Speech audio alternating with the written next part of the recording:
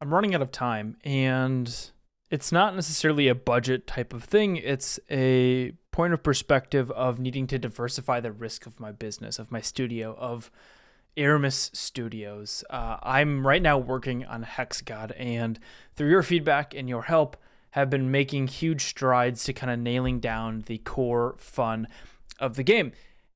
And I could keep doing that forever. I could keep reanalyzing and re-improving and re-adding to a game because, quite frankly, a game is never finished. It's just released.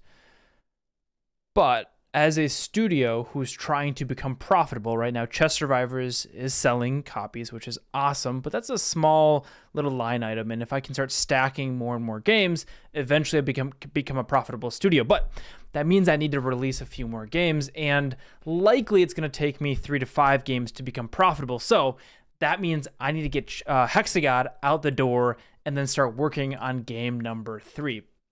And one of the big things in Hexagod right now is that it is kind of a run-based game, and there's potentially replayability that I could be adding into the game.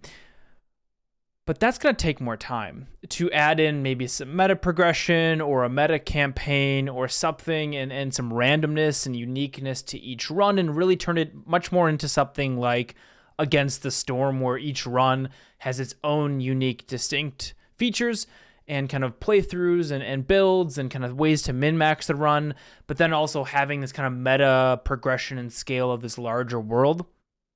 I could put that into Hexagod. The problem with that is that's going to take a lot longer to do, and I want to be part of the February Next Fest.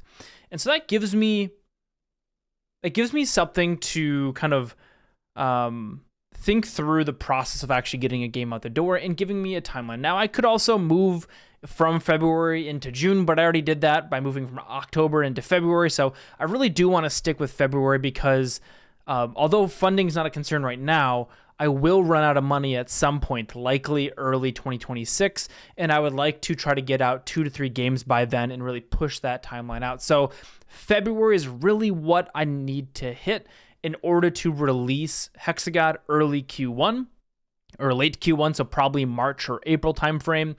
And then that makes us want to be in the February Next Fest, which is awesome. That starts, I think, like the very end of February. So that means I need to have the demo completely polished and worked on, adding in kind of controller support and a better tutorial, making just the little bits of polish, the cherries on top that make the game really pop and feel fun. That's all going to happen in January and February. And during that time, I'm also going to be having to start working on kind of the mid and end game stuff, which is going to be really more of the early game stuff, just with like higher tech buildings and higher resource costs and kind of in more like finished goods. So turning wood into planks and stuff like that.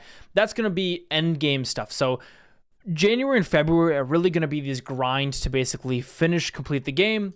The rest of March is going to be kind of balancing and finishing the actual full build of the game, and then releasing it in March. So if you keep going backwards, it is the end of November now. That means I have basically December to put in any other big systems and features. Right now I'm working on seeing if the game should be turn-based versus a possible real-time game. I want to see if there can be some random islands out there and a little bit more interest in the tile placement logic. There's also that resource expansion, which is going to enable the end game. And finally, I need to start polishing, which is going to be what the Cute Villagers patch is. Essentially, that's going to be giving you some sort of a way to, when you spawn a villager into Hexagod, pick the flavor, pick the art, name the villager so that when they die, you can see that Bob died, or maybe you name it after me and say, oh my gosh, Aarimous died. And you can see, well, Aarimous had collected 50 food, 07. It's been nice knowing you, Aarimous. That's going to be the Cute Villagers patch is really going to be the marking point of when I move into polishing Hexagod out the door. But that's a full slate. And I could probably fit more stuff in there, but I want to be very conservative with the estimates of how long some of these things are going to take, because I think when we're doing timeline stuff, we're always very like glass half full. You're like, oh yeah, we can get it done sooner than that. But like, it takes a long time, especially as you get toward the end of a project. The time to implement is going to be longer because you're going to inevitably create bugs and things are going to go off the rails and be a little bit more unhinged. So although I want to put in more replayability and I want to put in this larger campaign and stuff like that, I simply don't know if Hexagod is going to be worth my time as a studio. So in the meantime, I have been working on, actually I can pull open my Blue Sky feed here. I have been working on Blue Sky is the Twitter, if you don't know. Twitter, but better. So I'm posting a lot more stuff over here.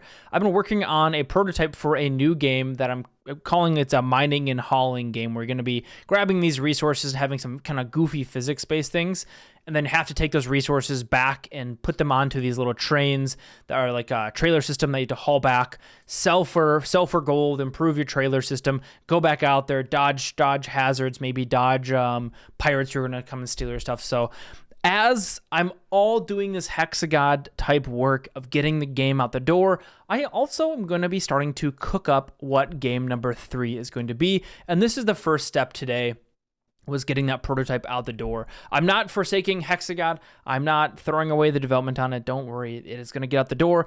I just want to make sure that as I'm investing my time as a studio, I'm diversifying my risk.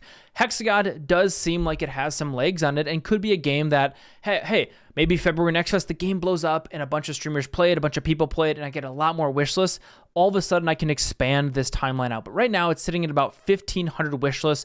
If you haven't wish listed Hexagod yet, make sure to go do that. Hexagod over here on Steam. Go make sure to wish list it. Get that on your wish list. It helps push it to more and more people so that when the game comes out, you'll be notified and more players will be notified as well. But in the meantime, I gotta start thinking about the next game and starting to work on that prototype so that ideally I can get a second game done in 2025. Because quite frankly, I think a reasonable time frame for me to get this small type of games I'm trying to make out is about 6 to 9 months. And that means I kind of got to start working on that prototype and that idea now so that when it comes time to switch gears from Hexagod into full development of game 3, I'm ready with design documents, with prototypes, with an idea of what I want to do, and I can hit the ground running. That's it. I hope you have a good rest of your weekend. If you're celebrating Thanksgiving, I think I'm releasing this on Thanksgiving. Happy Thanksgiving to you. Otherwise, I'll see you in the next video. I've been Aarimous. Thank you very much for watching. Bye-bye. See you later. Bye-bye.